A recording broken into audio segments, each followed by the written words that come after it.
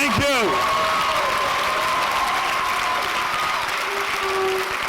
Now, you're all going to have to be a little quiet because I'm a little mad at you. You invite me all the way out here to California, and I have the same feeling that I hope many mayors have, is when you get invited to cut a ribbon in front of this amazing edifice, a building, a new school, a bridge, and they ask you to say a few words and cut a ribbon, but the whole time you're thinking to yourself is, what the heck did I have to do with this? So many people came together and sacrificed and served and gave of their very essence to do something truly remarkable. You all are that edifice of accomplishment. You all have created something extraordinary. You all have so much to be proud of. Now, this is the challenge for me. I've had a few minutes now to talk to some of the faculty to learn more about you. I've been reading everything I can, and I'm beginning to stand here and think, what do I have to offer you all that you all haven't already evidenced in your extraordinary accomplishments and commitment? I thought about some of the most valuable advice I've gotten over the last 4 years, or last at least 8 years. There's Mayor Bloomberg in New York City who gave me my best political advice ever, which was, first, Cory, you should become a billionaire, then become mayor of a city.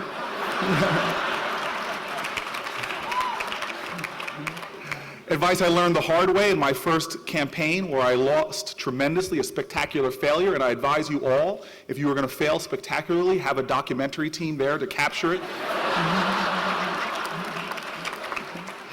But last night, after arguing with the most aggressive atheist in all of the United States of America, Bill Maher, I decided maybe I would offer you all a prayer. And the simple prayer is this, is I would like for you all, and my prayer and hope is that you all be you. My grandfather said that to me on graduation. He has this weird way, every graduation, saying these kind of same things over and over and over again. You know, boy, the tassel is worth the hassle.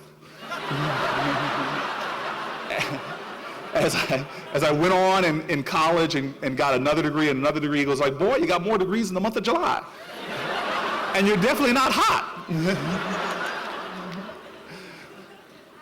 But he would always tell me, I want you to have the courage to be you. As life went on, I began to think about that more and more, and I realized that something that Abraham Lincoln said is so true. He said, everyone is born an original, but sadly most die copies. You see, this nation is yearning for you, starved for your authenticity, hungry for your originality. But the mistake we so often make is that we surrender our very being by copying that which is right or left. Alice Walker said that the greatest way and most common way that people give up their power is not recognizing they have it in the first place. Let me give you an example that I learned as a teenager. I played high school football, and this guy came in to give us a lesson, a motivational speaker who said, everybody in the room raise your hand as high as you can, and we all did it, and then he said, okay, raise it 3 inches higher, and everybody stood on their tiptoes, and he gave us this wonderful speech about you can always do a little bit more. Well, a couple of years later, I was a freshman at Stanford University, and I was working with a bunch of kids in an after-school program in East Palo Alto. It was the last day, and I wanted to leave them with a message, so I relied on the words of this speaker. And I got all the kids together, and I said, I want you to raise your hands as high as you can. Now, these young people were extraordinary, but it was hot. They were tired, and they're like, man, we don't want to do that. One guy raises, put your hand down. He's got BO. What's up with that, Cory? So some of you I already see by what you're going on to do, teaching and educating. You all probably have better ways of persuading young people. I resorted in a base form of persuasion often seen in politics called bribery, and I put my hand in my pocket and I pulled out a $5 bill and I said $5 to the kid that can raise his hand the highest. Now these kids didn't need a graduate degree in political science or social economy to understand what this was about. And they shot their hands up, and now we're comparing themselves to each other, looking to see who was getting it higher. Now, I looked over to the side, and there was the shortest of all the kids, and actually the youngest, who was incredibly cute and had such a fiery personality, but now he just looked dejected. His arms were crossed, and his face was all in the pout, and he looked like he had disappeared inside of himself as he was thinking hard about something. And then just when I was ready to walk over to them and say to him, there, don't worry about it, you're not as tall as them, don't worry, he turned around and sprinted out of the auditorium. I chased after him, caught up to his little legs in about 3 bounds, and picked him up. And he was wiggling and squirming around, and I'm holding him on. And he says, let me go. And I said, no. And I turned him around, and I said, where are you going? What's wrong? And he looked at me hard, and he said, you said you'd give $5 to the kid that could raise his hand the highest, right? And I said, yeah. And then he looked over at the kids and looked back at me, and with a wisdom that betrayed his age, he said, well, I know a way to get to the roof.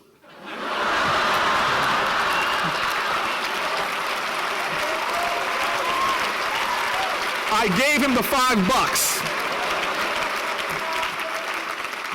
Do not give in to this world, and let the world set your measure of what's great. Let the world set your standards. You have genius, you have greatness, you have glory, you have power inside of you that must be unleashed into the community. Do not settle. Do not yield. You have a truth that must be told. This, to me, is the compromises that is too often made, where people simply resign themselves to a world as it is. People just look at what's happening outside and realize that they're just spectators in a crazy, complex world that they have no power in. The greatest teachers of my life were truth told to me on my graduation by that granddad who would come up to me and say, boy, never forget you can learn more from a woman on the 5th floor of the projects than you ever can from one of these fancy professors. And indeed, when I answered the calling of a great American philosopher named Chris Rock, who once said in one of his comic routines, why is the most violent street in every city named for the man that stood for nonviolence? When I was a young law student that decided to move onto Martin Luther King Boulevard in Newark, New Jersey, found a street that had actually great glory and great accomplishment, but I moved on to a section that was indeed violent. I lived there for months, and in the first days, I wanted to make a difference. But I was overcome by a virulent narcotics trade punctuated by violence. I saw decaying buildings. I saw a house used for drug addicts. I saw challenges as I stood before these high-rise housing complexes. And somebody said to me, Cory, if you're going to organize here, if you're going to get involved, you need to meet the tenant president because she is the anchor of the community. And as I went to go to her door, I heard my grandfather's words because lo and behold, she lived on the 5th floor. I knocked on her door, pulled up my pants like John Wayne, ready to have a conversation. She opened the door and she said, who are you? And I said, ma'am, I'm Cory Booker. From Yale Law School, I'm here to help you. And she looked at me and she said, you want to help me? I said, yes, I do. And she said, well, okay. She closed the door. She said, follow me.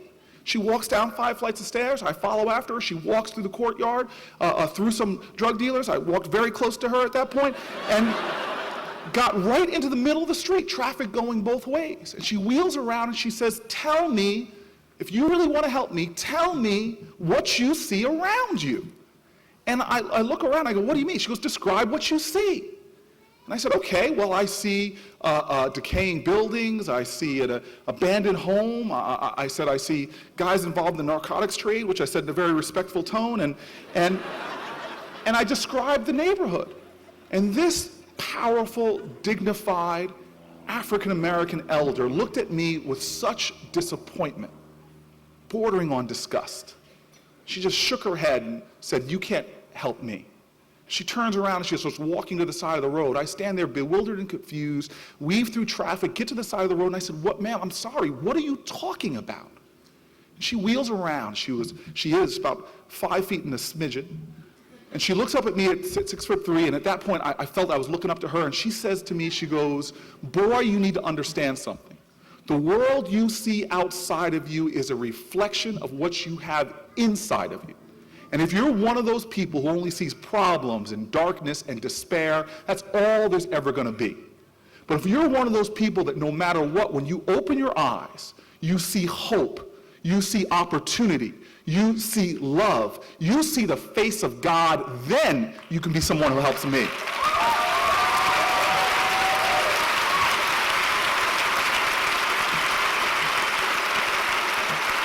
She walks away. I look down and think to myself, okay, grasshopper, thus endeth the lesson. I I went back to her apartment the next day. I sat there for days watching this woman join with other women in those buildings and create light and transformation, be there for others. They would hold events for kids, and whatever the holiday was, in a dank basement, that's what I saw, but they transformed it every opportunity they had into a celebration. You name it, Flag Day, St. Patrick's Day, and there wasn't an Irish person within blocks of there. They changed the world. And out of those buildings came community activists, nonprofits. Out of those buildings that people turned by and drove by with disgust and disdain and disregard or fear, they created an oasis. This is the power that you have if you choose not to surrender it. You can transform reality with your very thoughts. You have a choice in every moment of your life. This is the story of humanity. It is the great moment. Every second you can choose to accept conditions as they are or take responsibility for changing them. Viktor Frankl, who writes in Man's Search for Meaning, to paraphrase him in that book, he says, "We who were in the concentration camps remember people who comforted others, who gave away their only piece of bread. Theirs was a great testimony to the greatest of all human freedoms, to choose your attitude in any given set of circumstances." Let me give you a less serious but smaller example, and I'm telling you right now, there are nothing small about this word. You know, I had to travel from Newark Airport to San Francisco Airport for 5 years that I was going to college out here. And I would get on that plane, and I'm telling you right now, when you're 6'3", and back then I was as large as I am now, but I was chiseled then. Imagine that, if you will. Getting space next to you was a truly glorious find. And here I was one day on an airplane with a packed plane, loud, screaming, carry-on bags, people wrestling with each other, but I had this oasis next to me, 2 open seats, and the airplane door just closed, and I got more religious than a Baptist minister, looking up at God and said, "Thank you, dear Lord, I am your favorite son today." And then just when I was getting going in my prayer and praise, the door of the plane opened. And almost as if somebody hooked up a nuclear-powered generator to a large speaker, the whole plane emanated with the screams of a child. And a woman walks on that plane there with a toddler and a woofer and tweeter in her arms, brilliantly disguised as a baby. And suddenly the loud plane got silent, and every passenger turned and looked at me. And now my conversations with God were dramatically different. "Dear Lord, why hast thou forsaken me?" This woman comes over and she says, "I'm sitting there," and she sits down, 3 bodies, 2 seats next to me. Chiseled or not, I was not happy. And I realized at that point that this was a test. Every moment of your life, will you manifest your originality, your truth, your love?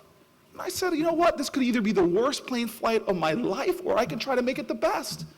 And I turned to her and tried to make her smile, because she actually did look really uncomfortable and embarrassed. I started talking with her, and soon I was playing games with the kid. The plane was taking off. We were playing tic-tac-toe. I unleashed every joke that I had on that poor 7-year-old. Why does Tigger and Eeyore put their head in the toilet? Because they're looking for poo. I tried. I gave it all I had. We were having a blast on this flight, laughing. I remember the movie that came on, it was Glory, and she, like many young mothers, said, "I haven't been to the movies in weeks." And I said, "You've got to see this movie, I'll hold your baby." We had this amazing trip. We landed in San Francisco. It was the shortest flight I'd ever taken, coast to coast. Time flew. We exchanged addresses. You know how you intend to keep in touch. But we didn't. I was in college. I was so busy. I graduated from college. 5 years passed, 10 years passed, 15 years passed. I'm in the middle of a street fight. I'm running for mayor. Thank God that documentary team was there to capture it. That documentary, nominated for Academy Award, lost to March of the Penguins. I hate the flightless rodents, but that's a whole different speech. Morgan Freeman can kiss my derriere. On the worst day, on the lowest moment, when we were getting definitely beaten, and I was feeling like, why were we in this? I get a letter in the mail saying, you may not remember me, but 15 years ago I met you on an airplane from Newark to San Francisco. The kindness you expressed to me still is with me today. She went on talking about how that flight affected her the first time flying with her children, how that kindness impacted her. She told me that she owned a factory with her family in the city of Newark. She offered something that every politician in America loves, a campaign contribution. That young toddler that I tortured with some of the best jokes ever told ended up being an amazing volunteer on my campaign. What you put out in this universe does not die. You may be taken from this earth.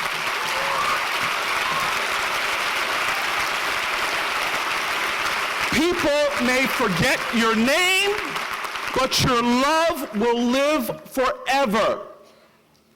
I now know, more than ever, that this is the power we cannot give up. These are the abilities that make real changes.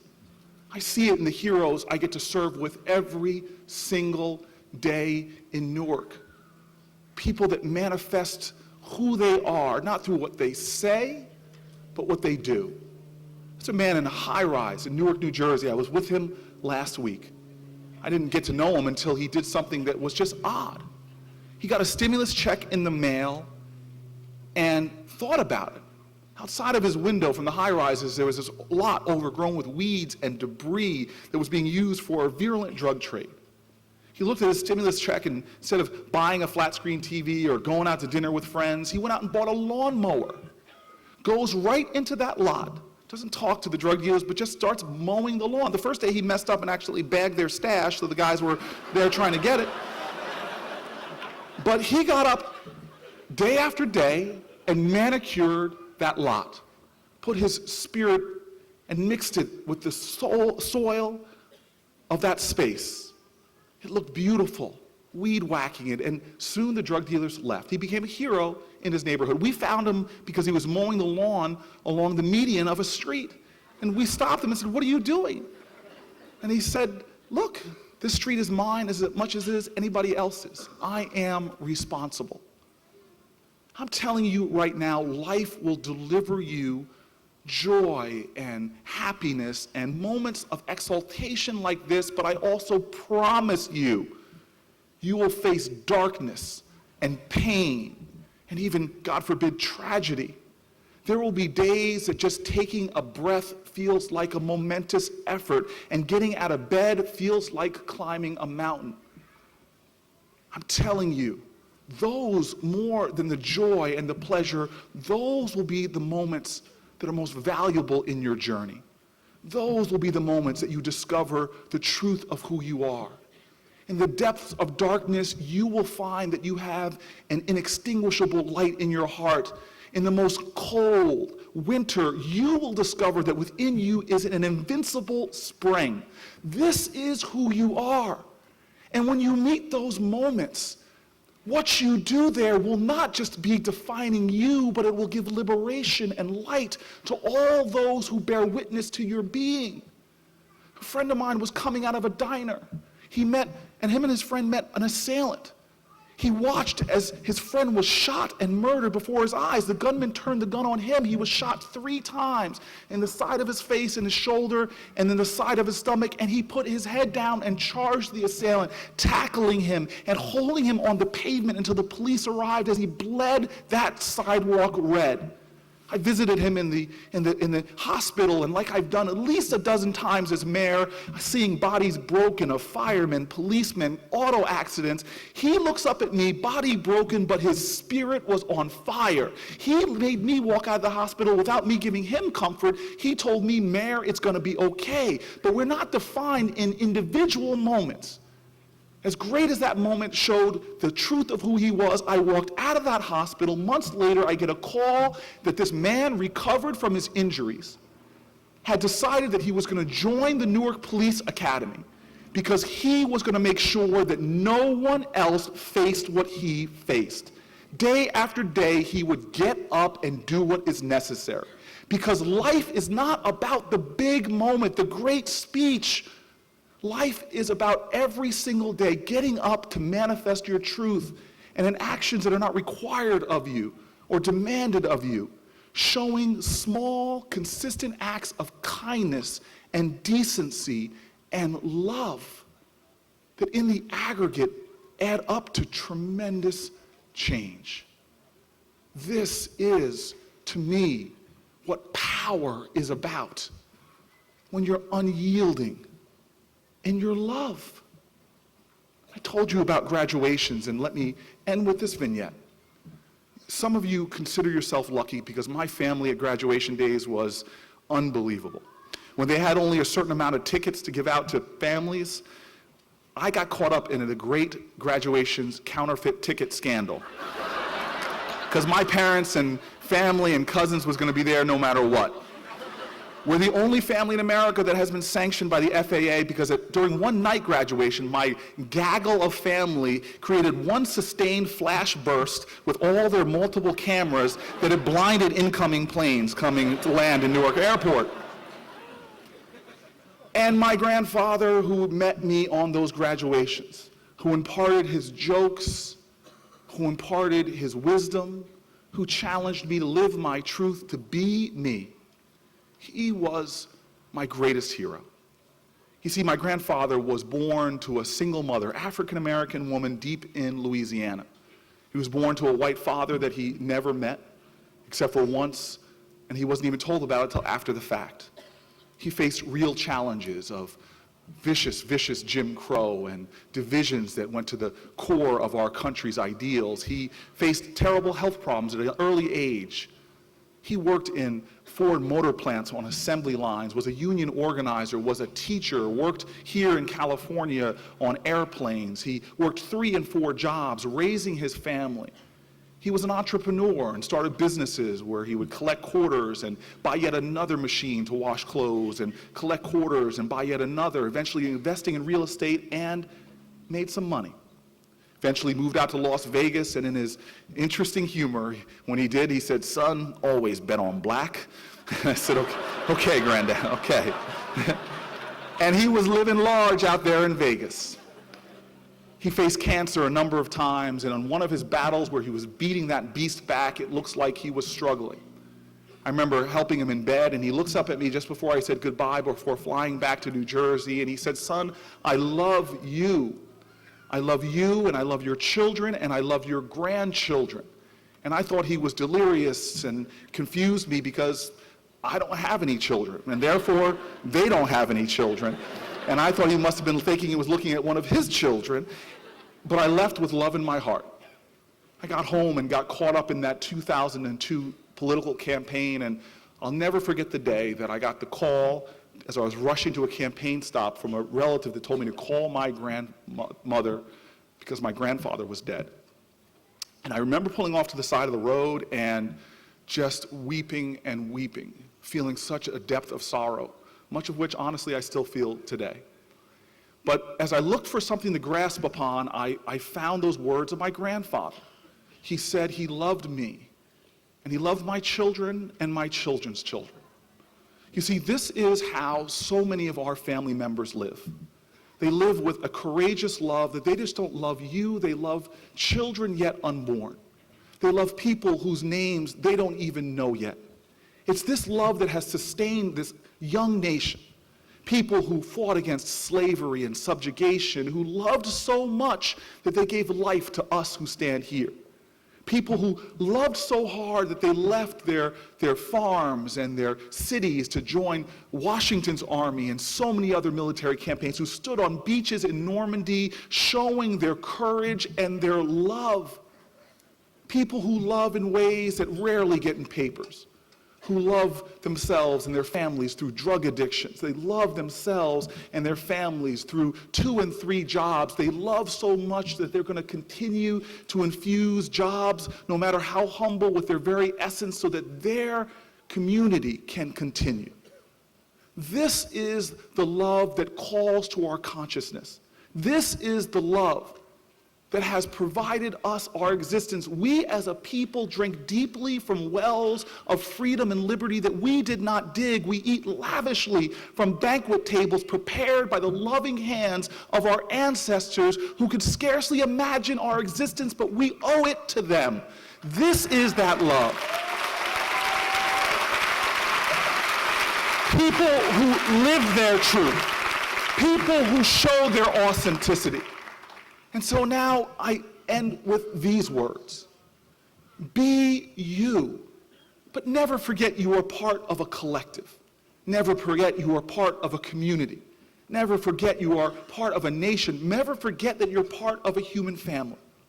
Don't be one of those people who stands on top of a mast like a flag, beating in the wind, making noise and showing your colors, but not helping us move anywhere. Be that piece of fabric a little below that flag, clinging to the mast. You are a sail, that very fabric of your being you're manifesting, not by dancing in the wind whichever way it blows, but you're facing it. And because of your courage, you're helping the whole ship move forward. There are ideals that got us here that were lived. I end with a poem that my parents read to me as a boy, challenging me to live this way, or daring me to stand up, by Langston Hughes, who simply said, "Oh, let America be America again. The land that never has been yet, but yet must be the land where everyone is free. The poor man, the Indian, the Negro, me. Who made America? Whose sweat and blood, whose faith and pain, whose hand on the foundry, whose plow in the rain, must make our mighty dream live again." Oh yes, I say it plain. America never was America to me, but I swear this oath America will be. Class of 2010, you must swear. Swear not to die a copy. Swear not to live a lie. Swear that you will declare your truth every day in ways big and, most importantly, in ways small. Swear that you will make conscious choices and infuse your being in those ordinary moments so that they might resound with your love. And if we do this, class of 2010, we will transform our world. We will advance the human family. We'll make real on the promise of our country, and we in the collective will have shown that we found a way to the roof. Thank you.